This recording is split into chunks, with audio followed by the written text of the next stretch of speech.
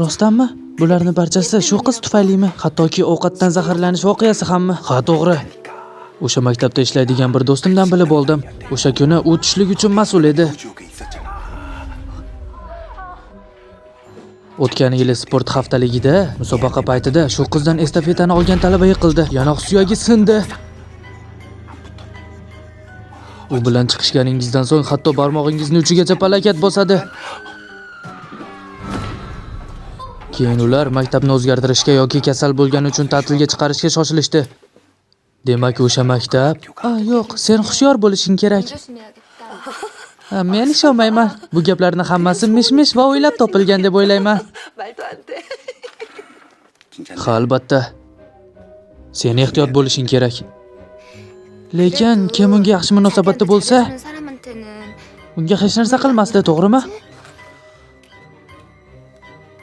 Muammo shundaki, hatto sinf o'qituvchisi va eng yaqin do'sti unga mehribon bo'lgandi. Hatto ularga ham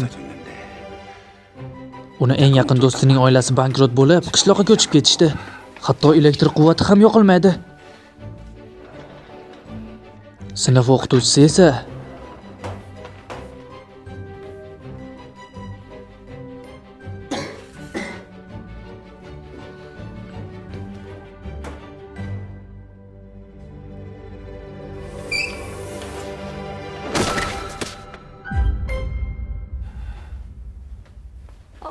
mayli, qolganini aytma.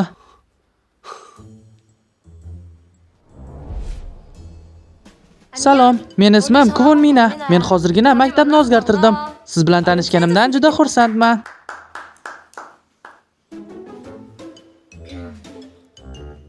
Men juda qo'polman.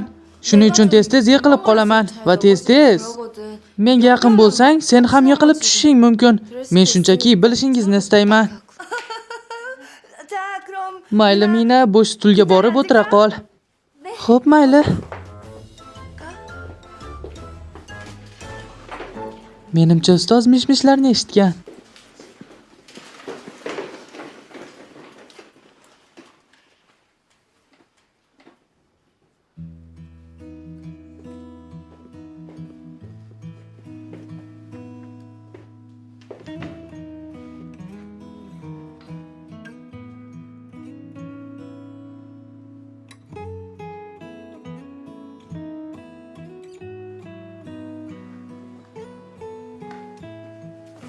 Hoy, biroz qimirlamay tur.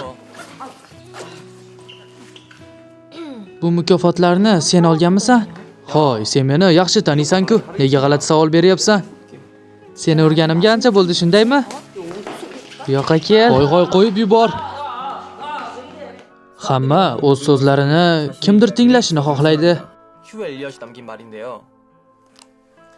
Sizni o'z hikoyangizni tinglaydigan do'stingiz bormi? Menimcha bugun dushanba. Tushdan keyin maxsus do'st qo'shig'ini tinglaymiz. Salom, sen ham shu yerdamisan? Bu Kvon Mina. U 3-xonada 2-sinfda o'qiydi. U maktabga yangi kelgan. Menga qanday ish borligini ayting. Bu har xil mish-mishlar tarqagan qizmi? Ha, albatta, u xavflimi? Hoy. Ushbu maqolani loyihalashtirishimiz kerakmi? Hoy. Biz yangi a'zolar qidiryapmiz yoki yo'q deb senga aytmadik. U ilgari broadcasting klubida edi. U juda aqlli. Xavfsizlik haqida ham o'ylashingiz kerak. U oddiy talaba emas. Xo'sh, u qanaqa talaba ekan?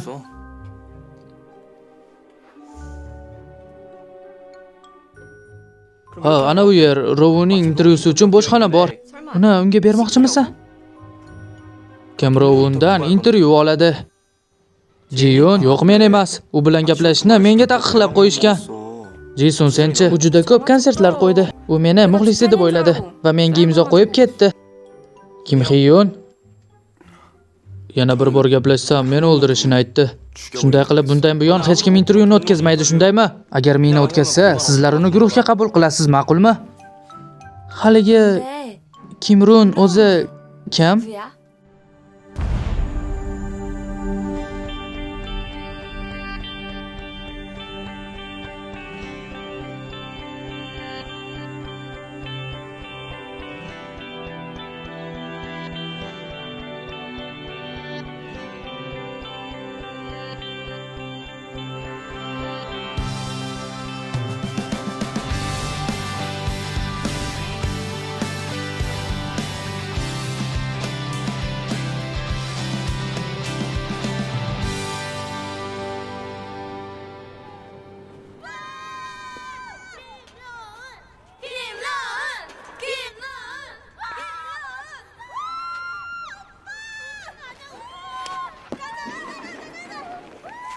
Xo'y, dam olishni istaysanmi? Nega to'pni bunday tashlading?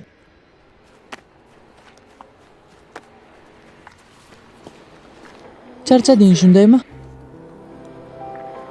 Ichimlik istaysanmi? Juda ham chiroyli.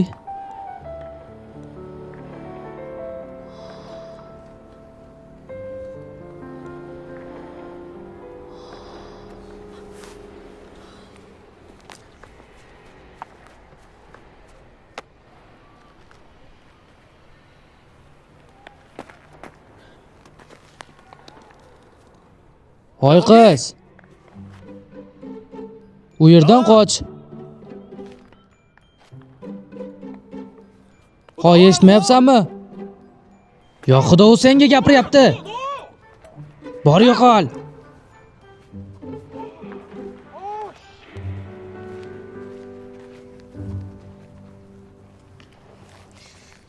Hoy, hozir vaqtingiz bormi?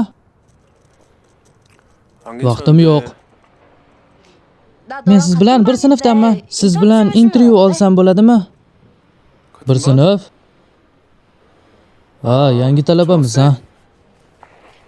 Birinchi savol.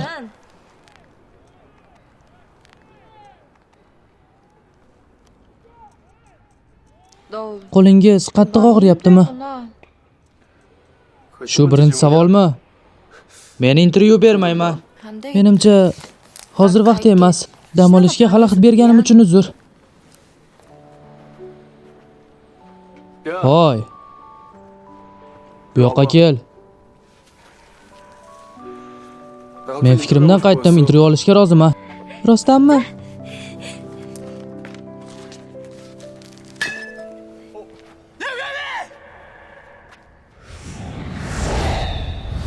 Shu joyi hindcha kino.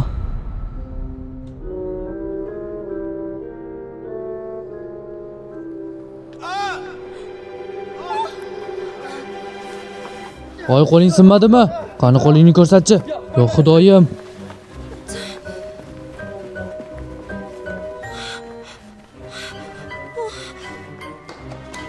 Bu umumiy e'lon. Neos beysbol jamoasi a'zosi Kim Rivon o'ng qo'lida halokatli voqeani boshdan kechirdi.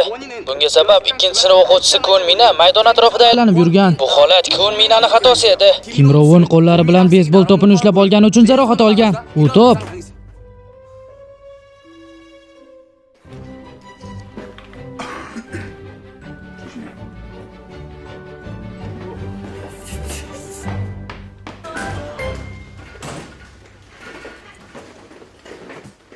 Hoy. Kun Mina qayerda?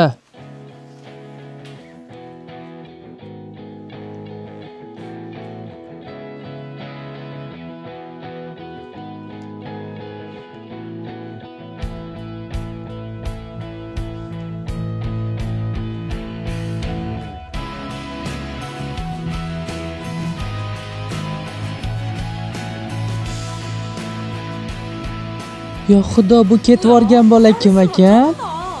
Hoy, sen Bekjuxonni tanimaysanmi? Bu maktabdagi eng zo'r bezori. U holda nega Kun Minani qidiryapti? Qo'llaring bilan nima qilding? Seningcha u ushbu haftadagi o'yinda ishtirok eta oladimi? Kasalxonadagilar juda tez yaxshi bo'lishini aytishdi. Hoy, nimalar deyapsan? Ha? Seningcha bu o'yinda g'alaba qozonishimiz shart emasmi? Ular tez yaxshi bo'lishini aytishdi, lekin Kim Rivon kim? Kim Rivon yengilmas. Bekor qilish yoki olib tashlashga yo'l qo'yilmaydi. Sen o'yinga qatnashasan, to'g'rimi?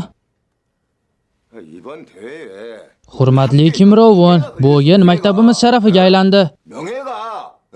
Bularning hammasi g'alati talaba tufayli, shundaymi? Sen aytgan talaba Kun Mina. O'sha qiz Kim Rivonga yaqinlashmasligiga ishonch hosil qil. Shuningdek, beysbol jamoasidagi hamma hech kim uchrashmaydi u bilan. Bir marta ko'rishish ham taqiqlanadi. Bizning hurmatli maktabimiz xavf ostida. Bizda yana e'lon. Kun Mina talabasini izlayapmiz. 3-xonadagi 2-sinf Kun Mina. Bu e'lonni eshitganingda iloji boricha tezroq radio eshittirish studiyasiga yetib kel. Mina, meni eshityapsanmi? Meni o'yin maydonida kutib tur.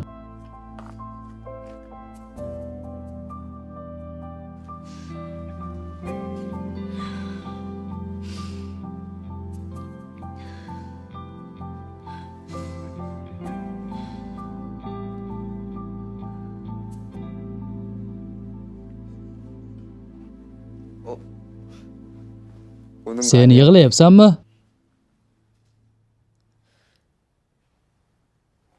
Kimsan? Yig'lamoqchi bo'lsang, yig'lashing kerak. 왜 참고 있어? Unday emas.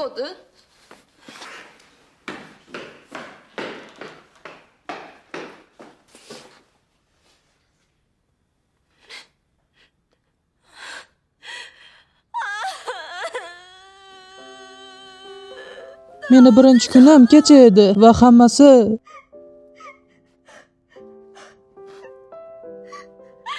mishmishlarning hammasi shu maktabda sodir bo'lgan.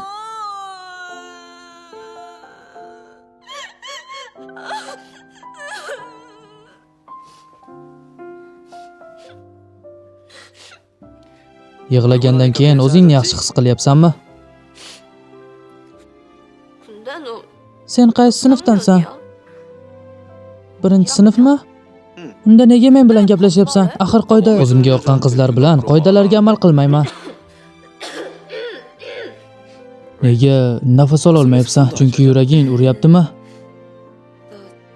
Seni sevging nazoratsiz.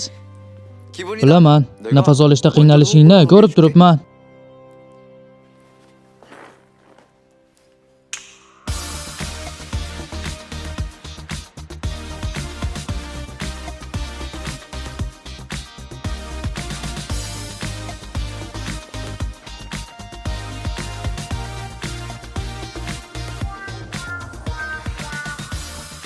Sen mendan qo'rqasanmi? Qo'rqasanmi? Sendan? Yo'q. Sen aldayapsan. Nega endi? Aldamayapman. Qolaversa bir tilagim amalga oshdi. Qanaqa tilag ekan? Go'zal qiz bilan bir xonada qoldim. Men go'zalmanmi?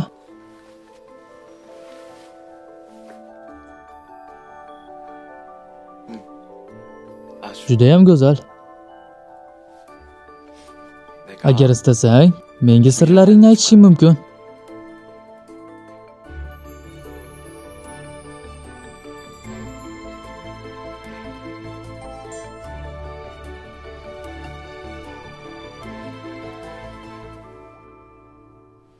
Voy yangi talaba, hoziroq kiyim almashtirish xonasiga kel.